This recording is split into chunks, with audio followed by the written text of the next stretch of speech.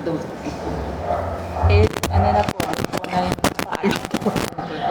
Okay. Bagay pala yung kapera talaga. Okay na po. Sige po. Magandang umaga po sa inyong lahat. Ako po muling dumalo sa St. Joseph, Barangay Tabigi Ginto, Mother for Him. Kaya ang tangi ko pong paliwanag sa araw-araw, ang pagdalaw ko sa inyo, tunay pong isang pagmamahal. Lalong-lalo na po sa mga kababaihan. Hindi niyo po alam ang sikreto kapag po pumupunta rito ang mga tao. Ha? Kahit po hindi nila sabihin ang sakit nila, ibinubulong po sa akin. Kagaya po noong halimbawa mo, meron kayong problema sa patres. Maganda po yung aking nabisto na lagi kayong magbabahag, ng tuwalyang good morning, para po hindi pinapasok ang hangin ng ulo. Kasi po, nakalarga po yung pag pumasok at napuno na ng hangin ang ulo, maatakihin na po. Kaya ito pong aking na-encounter sa araw at oras na ito, hindi ko po pinabayaan na ito ay makalusot sa akin. Kagaya naman po yun ang kinakalabutan po sa ulo. Ha? Tapos po may naririnig ang tenga na at saka po bukas makalawa, mainit ang ulo. Barumbada o barumbado kung lalaki. Kaya po, ang aking pagdalaw, tunay naman pong mahalaga sa mga tao na iniisip ang letra na sinasabi ko. Hindi po ito sagabal. Bagkos, kung nakikinig kayo sa akin, lahat ng mga mother paring at nagpa-follow up sa akin, makinig kayo at maganda ang ibubunga sa pakikinig. Ang aking pong tinarget sa araw at oras na ito sa pangkababaihan. Susunod ko na rin po. Lalong-lalo na po yung may mga mayoma. Ang tangi ko pong masasabi ito sa inyo, konektado rin po ito sa baga. Sumasakit po ang likod, inuubo, meron pong plema. Ito po ang aking nilunas. Yung po bang yung punta mong Maria, wag po kayong yung po oregano, kung na kayo naniniwala, ito po ay napakaiwaga. 3 araw po kayong maglalaga ng marami. Mga 8 baso po, 2 araw nyo inumin. 3 beses. Pagkatapos po noon, pag nakainom na kayo ng 3, 1 beses po maglaga kayo ng daong bayabas, mga 52. Konektado po yun sa bakterya. Tsaka po kayo bumili ng 3 Solmox. Ibig ko po sabihin, lalabas po lahat yung plema ninyo na yun, na wala pong problema. Pagkatapos po noon, at saka po kayo magkukobart. Yung po namang cobart na yun, ang ibig sabihin, magpapakulo na 1 litrong tubig. Meron po 15 kalamansi, 1 time lang po yun. At saka po 3 sibuyas at saka 3 Vicks. Lagyan niyo po ng asin. Maganda po ang magiging biyaya. Oo nga po, at meron doktor. Pero iba naman po yung aking nalalaman. Ito po sa paniniwala na sumusubaybay ng mga kababaihan sa akin. Kaya bawat labas ko po sa Facebook, meron po kayong matututuhan. Kaya po ang tangi ko masasabi sa ngayon, hindi na po tayo dapat maging makapritsyo. Ang gagawin po natin kung paano tayo sa paglapit sa mga kaibigan at sa Panginoon. Kasi po, ipinupundar na po natin ang maganda sa ating pamilya.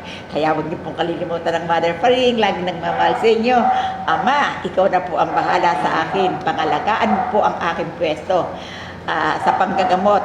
Lalo na po sa mga lalaki may prostate. Tinatawagan ko po yan, mga bakterya lang po yan. Punta po kayo dito sa akin at Diyos na po ang bahala sa inyo. Lalo po hindi bata sama-sama na po yan. Kaya hindi ko na po pakahabaan at sa muling pagdalo ng Mother Faring, labatiba po at langis ang kailangan. At ang pagsunod. Ate, anong masasabi mo? Isang ang teacher. Magsalita ka. Maraming salamat po at napunta po kami dito kay Mother Faring. Magitan po niya na dinaraman po ang aming pag-iisip at sa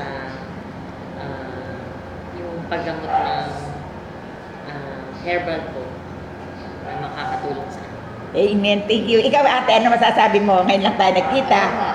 Sige, salita ka nga sa Facebook. Yung palang lagi mainit ang ulo ko. So sabi ni Malu pa rin, nakita niya. Yung pala yung nararamdaman ko na dapat kamuti, no? Minsan dito kalahati, parang namamanit siya, napapansin ko po yun. Tapos yun nga, konting salita lang na hindi ko gusto, masabot na po.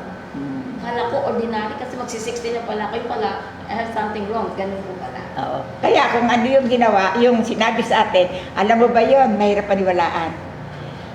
iba ang pagpunta sa doktor, iba naman dito. Opo. Eh dito sa akin kasi, pag ako'y sumilip sa papel, kung maniniwala po kayo, nakikita ko po ang sakit. At saka po, yung mga sinasabi ko nito, hindi po nanggagaling sa aking kaisipan. Ito po, pag binuksan po ako dito sa Facebook, sunod-sunod po yan na hindi ko kaya ipaliwanag na tuloy-tuloy ang aking pagsasalita. O lalo na ikaw, Nida, ano masasabi mo sa ating pagkikilala? Pasimula pa lang nung una, ano masasabi mo? Sige, magsalita. Umarap ka sa audience. Sabi ngayon, Magsalita ka. Ako naniniwala din naman kayo kasi matagal ko na siyang kaibigan. Matagal. Lahat ng sinasabi ko, sinusunod ko. Kaya lang, may problema ako sa mga anak ko. Ang gusto ko naman, yung pagmamahal niya, ibigay sa akin. Hindi eh.